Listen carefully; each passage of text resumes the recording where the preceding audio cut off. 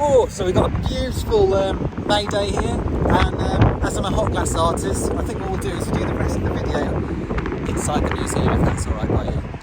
Hi there, so I hope you forgive the pre-recorded nature of this video, but I thought what it'd be interesting to do is over the next few days film a few things so that we can give you an update from behind the scenes of the museum, but also in the studio. One of the major things that's happened here in the museum itself is the flooring. Over a period of a couple of years, the metal beams obviously expanded and contracted with the heat, which caused the floor to crack a little. So we've, over the last couple of months, had contractors back in to relay the flooring. So not a lot has changed downstairs in here. You see we're currently using the space for socially distanced meetings. It's quite handy in that respect, but a lot of planning has gone on. I guess one of the most exciting developments is that we now have a team of people to help push this project along. And so I think it's with great delight that I'd like to go and introduce you to some of the new workers on site. Hi all. So we've got Anna here. Hi Anna, and Hi. You'll have to remind me what's your exact title again? Well, I think I've got the longest title of everybody. I am the Learning and Public Programmes Officer. I think I've got that right, but don't quote me on it. Rolls off the tongue, doesn't it? Oh, it does. And what have you got stuck into since starting here so far? Pretty much straight away designing the education and outreach sessions for the museum, which is really exciting. Good stuff. And then we've got Stephen here as well. And how long have you both been working here now? It's been... It's our fourth week, is that think correct? So, yeah. Fourth week, I believe. Yeah. And how are you finding it so far? Yeah, it's a lot to get our head around. It's very intense, but it's a lot of exciting stuff, and I'm just really looking forward to actually getting my hands on the glass collection because I'm yet to see it. So. Yeah, so remind me again, what's your official title for the museum? My name's Stephen, and my title is the Curator and Projects Officer here at the museum. Okay, it's another title that rolls off the tongue easily, isn't it? That's right. So you've got some interesting stuff on the desk here. Go on, give us a clue what's happening here. So this is a folder from, we had a project here, an oral history project, I think it was titled The Vices of the Cone, if I'm correct. Yeah. And various people came in, had their photograph taken, talked about their history in the trade. And this is a folder from a gentleman, get his name right, Malcolm Andrews. And it kind of just documents his career in the glass trade. So this is something that we're going to copy and have for our records, and then I need to return that to him pretty soon. But yeah, it's a fantastic collection, as you can see, just detailing his career within the trade, photographs, letters, different correspondence, articles, images and photographs of his work.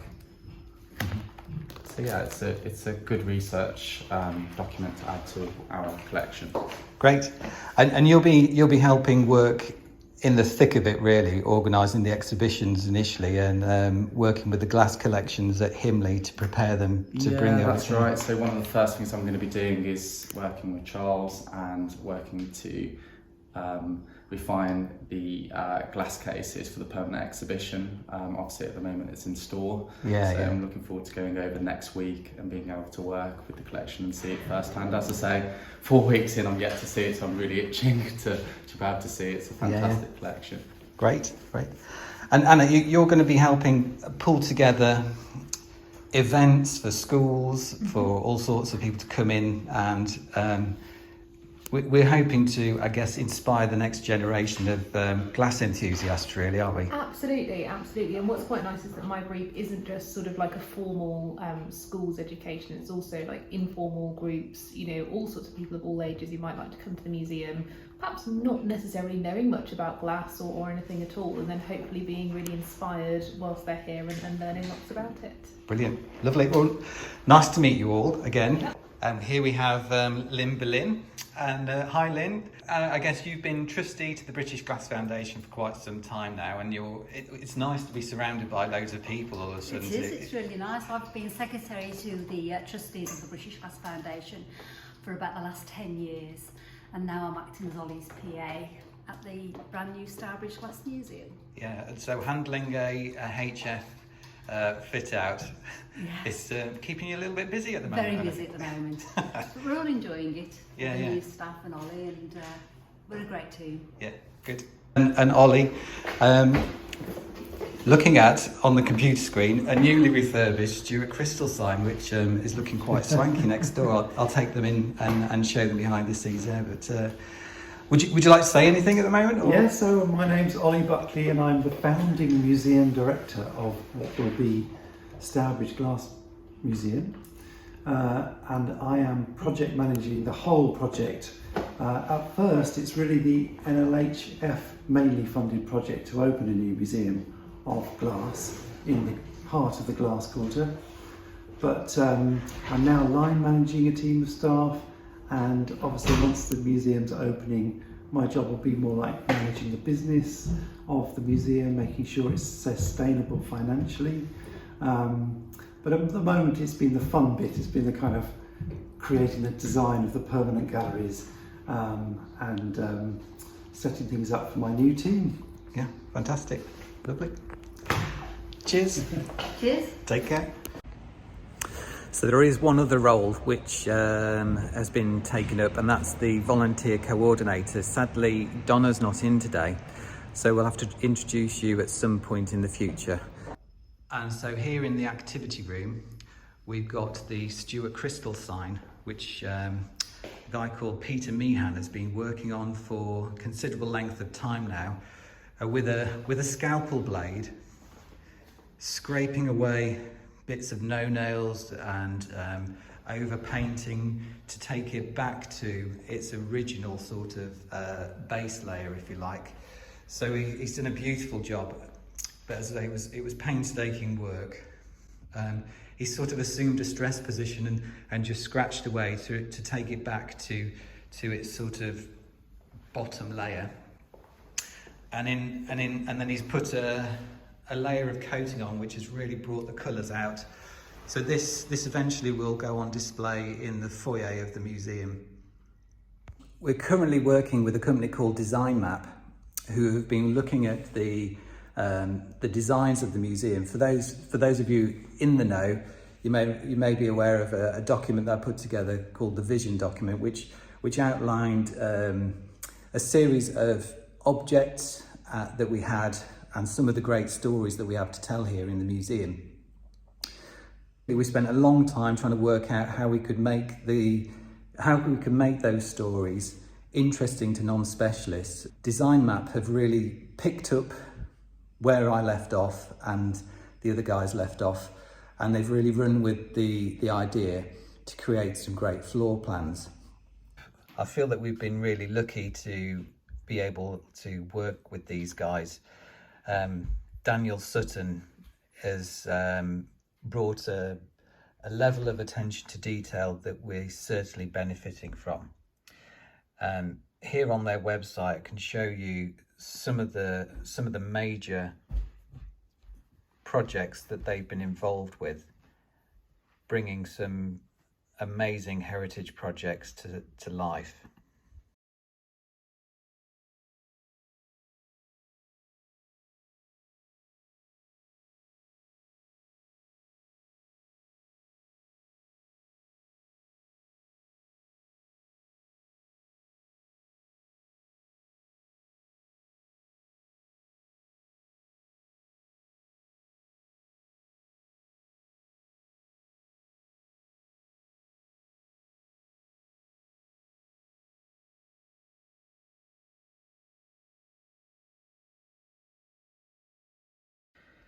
Design Map have been looking at the floor plans. The museum entrance is just here with the foyer. You know, we've looked at where the reception desk sits compared to where it is now, and how the flow of the public can wander around the downstairs space before they maybe access into the glass blowing studio. And we've got the activity room here. And so if we were to look at some of the detail quite closely, here we have the museum reception desk, just for example. If we scroll to the left of this board, there's there's a two-dimensional spec drawing on what would be required to be manufactured, and we've got a series of these drawings for all sorts of pieces of furniture that are throughout the museum. So these have taken some time to get to a certain level that we're comfortable to hand over now to fabricators to give us quotes for the fit out.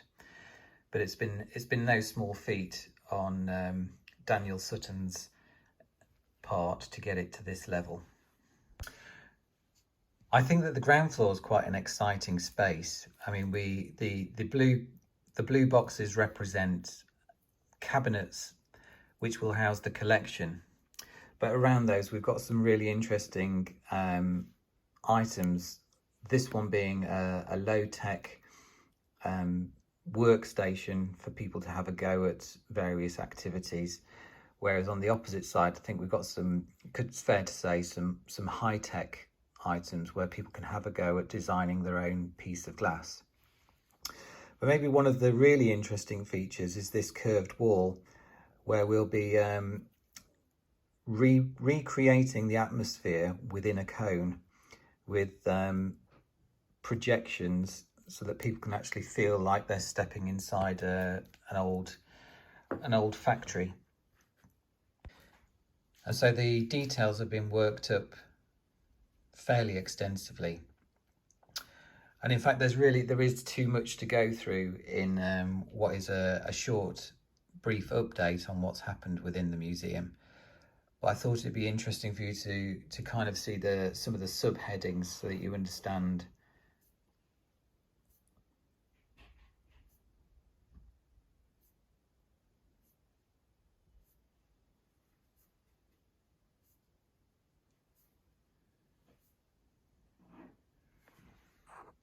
So things are moving along nicely with the fit out and how we're planning to move forward with that, which then leads us to how we're going to market ourselves. We've had an agency look at producing a website for us so that we can market the events and what's going on in the museum, and also look at how we're going to present ourselves on social media. And so in the coming weeks we'll be revealing more news on that, so watch this space. There's going to be some exciting developments.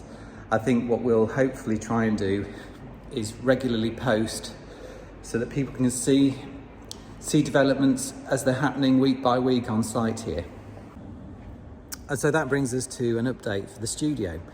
It's been a fairly eventful 12 months for us in here. Pleased to say that we're still busy at it. So it's 4:30 on Monday, and we're just starting to fill the furnace. Say we, but we've got Maddie in the background, all recycling Dartington Crystal's waste. There she goes, in it goes.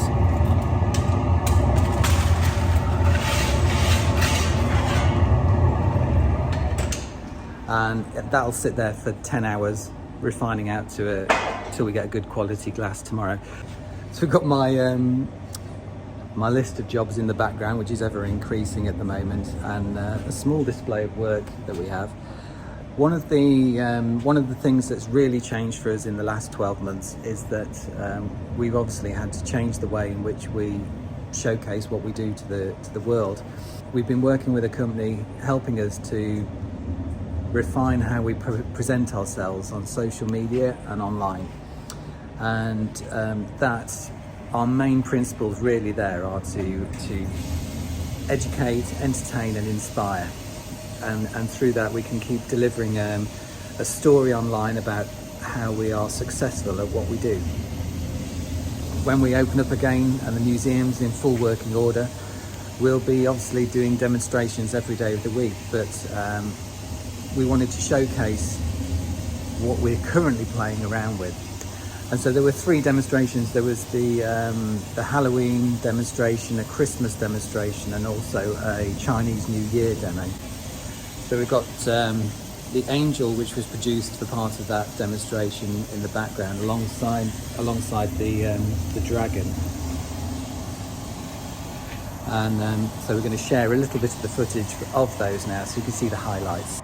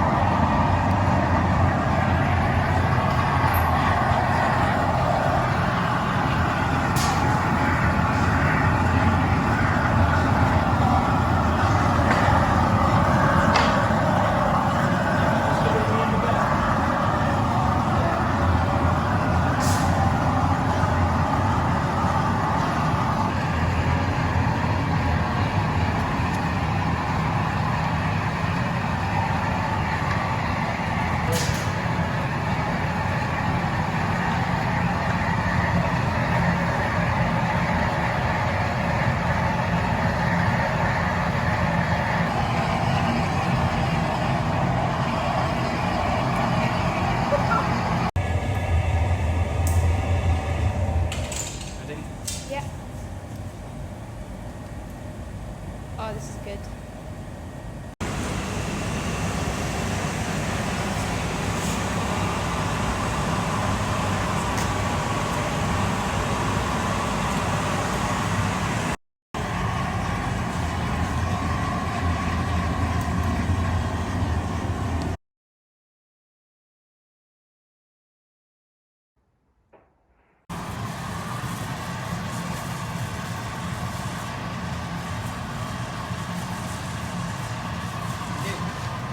Last one.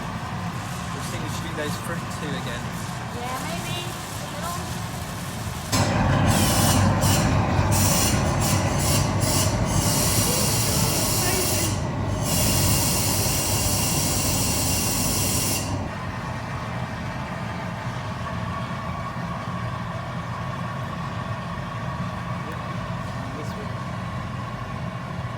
There have been a lot of exciting things happening in the studio.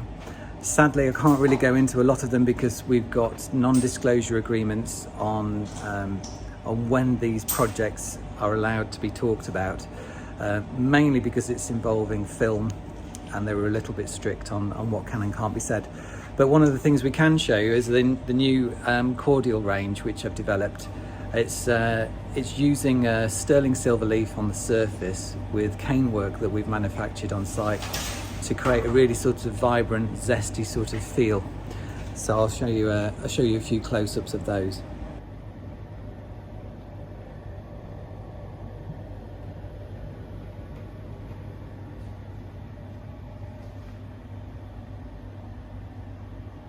So that rounds off the update from the studio. Now I've got Darren and Maddie working in the background on some lighting pieces, and it's been fairly eventful.